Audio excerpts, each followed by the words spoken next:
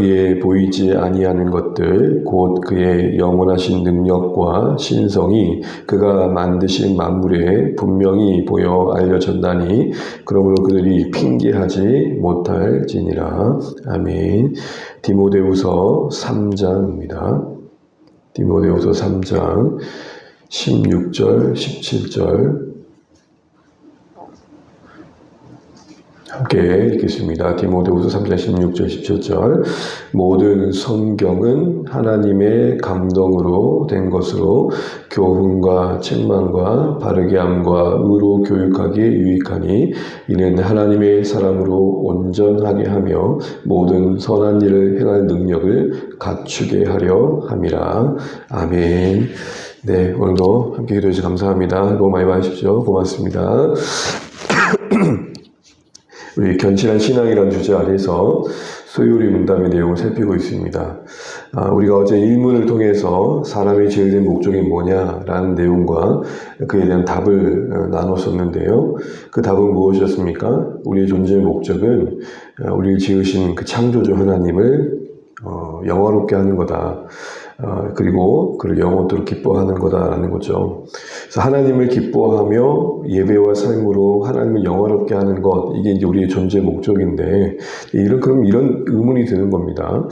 그렇다면 그 하나님은 누구시냐? 우리가 하나님을 높여야 되고, 또 하나님을 드러내야 되고, 그 하나님을 기뻐해야 된다면, 그 하나님 도대체 누구시냐? 그 하나님을 아는 지식이라고 할 수 있는 그 내용이 이제 필요함을 자연스럽게 우리는 알게 됩니다. 그래서 소요리 문답의 두 번째 질문은 이렇습니다. 하나님께서 우리에게 무슨 규칙을 주셔서 어떻게 자기를 영화롭게 하고 즐거워하는 것을 알려주셨느냐, 지시하셨느냐라는 겁니다. 우리가 그렇게 살기 위해서 규칙이 되고 기준이 되어야 될 게 뭐냐라는 질문 앞에 답은 이렇습니다. 신구약에 기재된 하나님의 말씀은 어떻게 우리가 그를 영화롭게 즐거워할 것을 지시하시는 유일한 규칙이 됩니다. 라고 되어 있습니다. 신구약에 기록된 하나님의 말씀이 우리가 하나님을 영화롭게 하며 그를 기뻐함에 있어서의 유일한 규칙이 됩니다. 절대적인 권위가 됩니다. 이런 말을 하고 있는 것입니다. 그렇습니다. 오늘 이 말씀 그대로 보면 우리가 하나님을 아는 지식의 근거를 성경을 통해서 알게 되고 그것이 우리가 하나님을 영화롭게 하며 그 기뻐함의 권위의 책이 되어야 됨을 우리가 말씀하고 있습니다.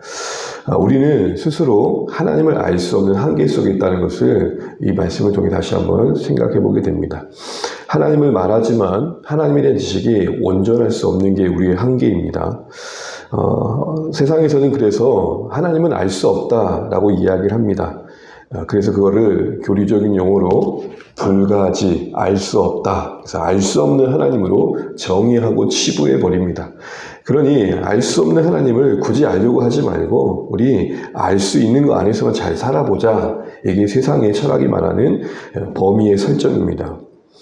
그럼 우리가 알 수 없는 게 정말 맞는가라고 할 때 성경은 알 수 없는 게 아니라 이해할 수 없는 게 맞다라고 말합니다. 그래서 그거를 불가해라고 말합니다. 무슨 말이냐? 하나님은 알 수 없는 존재가 아니라 이해할 수 없는 게 맞다는 겁니다. 왜냐하면 하나님은 그 자신을 우리에게 드러내 주시고 나타내어 주셨기 때문이다라는 것이죠. 그래서 욥의 친구인 소발이라는 사람이 욥기 11장 7절에서 이렇게 말합니다. 내가 하나님의 오묘함을 어찌 측량하오며 그 전능하신 하나님을 어찌 이해할 수 있겠느냐, 헤아릴 수 있겠느냐라고 말을 합니다.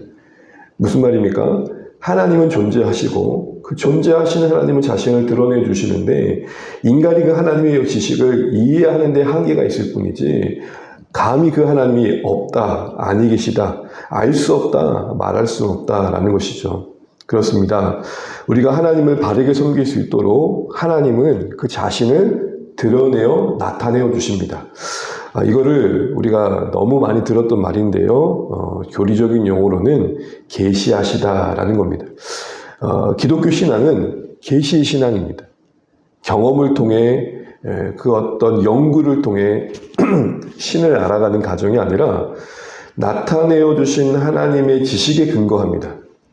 그래서 바른 신앙이다 할 때 그 첫 단추는 하나님의 계시에 기초할 수 있어야 된다는 거죠. 짧은 시간 다 볼 수 없지만 상식적으로 우리가 조금 신앙생활을 한다면 이 계시와 관련해서 두 가지를 알아야 됩니다. 첫 번째는 자연 계시라고도 하고 일반 계시라고도 합니다. 그러니까 하나님의 그 자신을 나타내어 드러내어 주시는 분인데 그 방법으로서 쓰시는 것 중에 하나가 자연 일반의 내용들이 있다는 겁니다. 쉽게 오늘 로마서 1장 20절 말씀을 맞지만 뭐라고 말씀하고 있습니까? 1장 20절 보시면 로마서 1장 20절 만물을 통해서 하나님은 그의 능력과 그 하나님의 대심의 그 신성을 보여주셨다. 이미 하나님은 그걸 나타내 주셨다는 겁니다. 그러니 결과적으로 인간은 하나님의 어떤 알 수 없음을 핑계치 못한다. 무슨 말입니까? 하나님의 그 존재 자체를 부정할 수 없다는 겁니다. 감히 하나님이 아니 계시다 말할 수 없다는 것이죠. 더 나아가서 자연 만물뿐만 아니라 우리 안에 내재된 양심을 통해서도 하나님 그 자신을 드러내어 주십니다. 여러분 우리가 선과 악을 말할 때 그 선이라 말할 수 있는 선의 그 기준은 뭐겠습니까? 우리가 선하다고 말할 때는 선함의 근원이 있어야 될 텐데 근원 대신 그 존재가 계셔야 될 텐데 그분이 바로 하나님이시라는 거죠. 더 나아가서 인간의 역사 속에서도 어떤 권선진악이라는 어떤 나타내신 일들을 통해서도 우리는 하나님의 존재를 알게 됩니다. 이런 모든 자연 만물의 어떤 환경 그리고 인간의 어떤 양심, 세상의 역사 속에서 자신을 드러내어 주신 것을 자연계시라고 합니다. 근데 이 자연계시의 한계가 뭐냐면 하나님의 계시는 그래 핑계치 못할 것 같다. 그런데 그 하나님이 누구시냐? 그 하나님이 어떤 일을 하시냐를 알 수 없는 거죠. 그래서 자연을 통해서 하나님의 존재를 부정할 수 없기 때문에 종교는 만들어질 수 있지만 구원에 이르는 참된 지식과 그 하나님이 누구신지를 알려주는 참 지식은 우리가 알기에 한계가 있는 겁니다. 우리가 죄로 인해서 오염되어서 그러기도 하고 우리가 그 죄 아래에 있어서 하나님을 아는 지식이 그 기능이 왜곡되어 있기 때문이기도 합니다. 그래서 하나님께서 우리에게 주신 은혜의 방편이 뭐냐? 말씀으로서 우리에게 찾아와 주신 겁니다. 그래서 자연을 통해서도 말씀하셔서 충분히 알아먹어야 되는데 우리가 죄로 오염되어서 그게 정말 누구신지 어떤 분이신지를 잘 알아먹지 못하니까 그 존재하신 하나님이 누구신가를 더 적극적으로 드러내 주신 게 뭐냐? 바로 말씀입니다. 그 말씀으로서 우리에게 자신을 나타내 주신 역사가 구약과 신약에 이제 기록되어 있는 거죠. 그래서 말씀하신 하나님이 기록된 글로서 우리에게 드러내어 주신 방편이 뭐냐? 성경입니다. 그래서 성경을 또 다른 말로 하자면 죄인된 우리와 만나고 소통하고 싶어 하시는 하나님의 간절함이 담겨 있는 책입니다. 여러분 우리가 누군가에게 나 자신을 알리기 위해서 글로 그리고 그 여러 방편으로 표현하여 알려주는 것처럼 그것은 결국 그 상대방에게 자신의 존재를 드러내어 그 존재와 자신과의 관계를 맺기 위한 애씀인 것처럼 하나님이 그 영광의 하나님이 그 크신 하나님이 피조된 우리에게 자신을 드러주신 애씀을 보여주신 게 뭐냐? 성경이라는 겁니다. 그래서 우리는 이 성경을 무슨 계시라고 그러냐? 특별 계시다라고 말합니다. 정리하자면 하나님을 알 수 있도록 드러내어 주신 그 방편 중에 자연 계시, 일반 계시가 있고 또한 특별 계시가 있다는 겁니다. 그 특별 계시는 기록된 말씀 성경입니다. 그래서 우리는 성경을 통해서 그 존재하신 하나님에 대한 참 지식, 하나님은 이런 분이시구나. 하나님은 이런 일을 하시는구나를 알게 됩니다. 그 모호했던 하나님의 존재가 선명해지고 명확해지며 그 하나님을 의지하고 그 하나님을 통해서 얻는 구원이 분명해지도록 도와주는 게 뭐냐? 성경입니다. 그래서 성경은 구원에 있어서 또 하나님을 알고 의지하는 데 있어서 충분한 지식을 우리에게 준다라는 것이죠. 그럼 이런 질문을 또 하게 됩니다. 그럼 그렇게 하나님을 알려주는 책은 믿을만 하냐? 그래서 여러분 이 문의 답에 어떻게 우리가 하나님을 영화롭게 하고 기뻐할 수 있는지 알려주는 그 성경은 유일한 규칙이 된다고 유일하다는 표현을 씁니다. 이 유일하다는 것은 절대적인 권위를 갖는다는 겁니다. 그런데요, 이 성경의 절대적인 권위를 부정하는 많은 이론들이 있습니다. 기본적으로 세 가지 정도는 우리가 알고 있어야 될 것 같은데 첫 번째는 성경을 이렇게 이야기하는 겁니다. 하나님 말씀인 부분도 있고 하나님 말씀이 아닌 부분도 있고, 이걸 우리는 소위 자유주의다라 그럽니다. 이들의 근거는 다만 이겁니다. 이성. 인간의 이성으로 받아들일 수 있는 것은 하나님의 말씀이고, 인간의 이성으로 볼 때 난해한 것은, 이거는 말도 안 되는 이야기는 하나님 말씀 아니고, 그래서 조금이라도 모순이 되면 찢어버려요. 그래서 인간의 지식을 근거로 성경을 난도질하는 거예요. 그걸 자유주의라고 해요. 두 번째로는 와 닿는 것만 하나님의 말씀인 거예요. 기록된 객관적인 사실로서 말씀이 아니라 와 닿는 것만 하나님의 말씀이에요.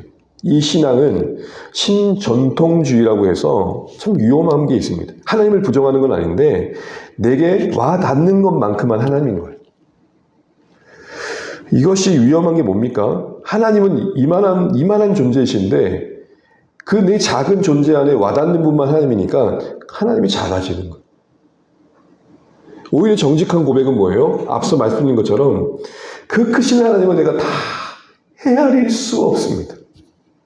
내 작은 존재 안에 그 하나님을 담아내기에는 너무 하나님은 크십니다. 이게 진짜 정직한 거죠. 우리의 신앙은 뭐냐? 세 번째입니다. 기록된 말씀 구석구석 글자 하나까지 하나님은 간섭하셨다. 이건 좀 어려운 말로 글자 하나하나 영감되었다 그래서 축자 영감이라 그럽니다. 글자 하나하나 그 행간 하나하나에 하나님은 자신의 구원과 자신의 신실하심과 자신의 전능하심과 자신의 뜻을 잘 드러내신 데 있어서 이 성경은 모순이 되지 않는다. 이 성경에는 그런 충분함이 있다라고 믿는 것이죠. 그래서 하나님이 우리에게 자신의 구원을 알려주시고 우리를 인도하신 데서 오류가 없다. 그래서 우리는 성경 무오를 믿습니다. 이제 말씀을 맺겠습니다. 사랑하는 주안의 가족 여러분, 조금 어려운 내용 같지만 이렇게 보면 너무 감사합니다. 우리가 하나님을 아는 지식이 없다고 생각하는 전제 아래서 할 수 있는 행동이 뭐겠습니까? 보여지는 신령하게 보이는 모든 게 하나님이 되어버리죠. 그래서 엎드려서는 안 되는 것들에 엎드려버리게 됩니다. 하나님이 아닌 것들에 무릎 꿇게 됩니다. 그래서 하나님인 줄 알고 섬겼는데 하나님이 아닌 것을 알게 되는 엄청난 결론의 모순에 빠지게 되는 것이죠. 너무 감사한 건 뭐죠?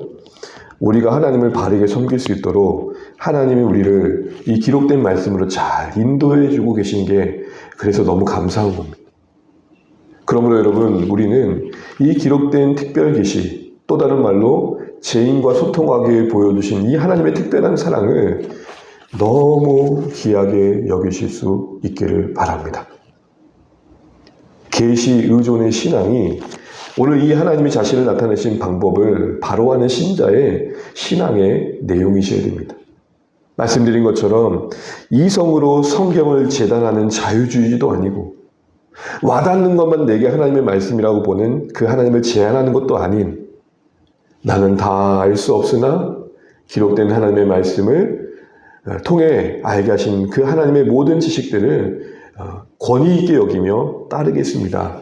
성경을 존중하고 성경을 사랑하고 성경의 권위 아래 나 자신을 둘 줄 아는 신앙이 돼야 됩니다.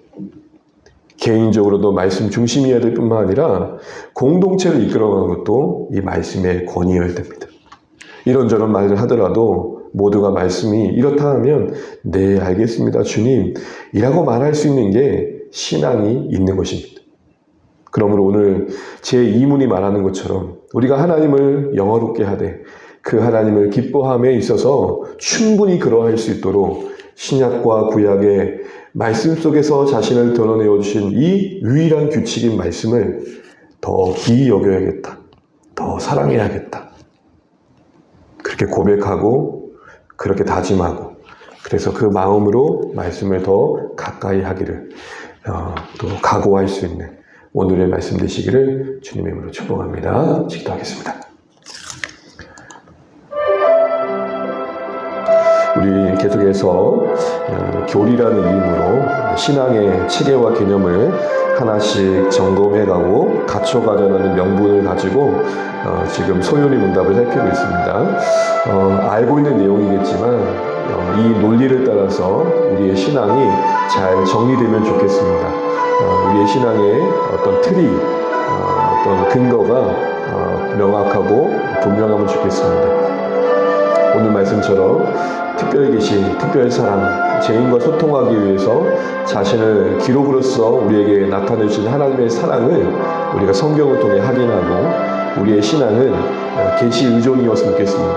이성이 필요하나 이성이 권위를 갖는 것이 아니며 경험이 필요하나 경험이 권위를 갖는 것이 아니라 하나님이 말씀으로써 우리에게 찾아오신 이 성경이 권위를 가지고 우리의 이성과 경험이 다스려지고 성경을 사랑하는 마음으로 가까이 할 때 성령의 도우심 가운데 하나님을 섬기되 바로 알고 섬길 수 있는 그런 우리의 신앙이 될 수 있도록 성경을 더 잘 알고 성경을 의지하는 우리 신앙 되게 해달라고 기도하시면 좋겠습니다. 주안의 교회 성도들 위해서도 기도해 주시고 오늘도 사랑하는 삶의 자리에 곳곳에서 평안할 수 있도록 기도해 주십시오. 장마철 또 곳곳에서 또 위험한 일들이 또 어려운 일들이 있는 것 같습니다. 하나님 이 시기가 잘 지나가게 하시고 또 각 기관과 정부에서도 잘 대책해서 큰 피해와 어려움 없이 이 시간들이 지날 수 있도록 기도해 주시면 좋겠습니다. 또 우리 사랑하는 또 자녀들 방학입니다. 기도해 주시고 또 7, 8월 여름 사역들 잘 진행될 수 있도록 기도해 주시면 좋겠습니다. 우리 또 각자 기도 제목 가지시고 기도하시면 좋겠습니다. 함께 기도하겠습니다. 하나님 아버지, 오늘도 우리에게 허락하신 한날 또 말씀 안에서 이렇게 살아내게 하시고 또 주를 의지하는 마음으로 한날을 시작하신 것을 감사합니다.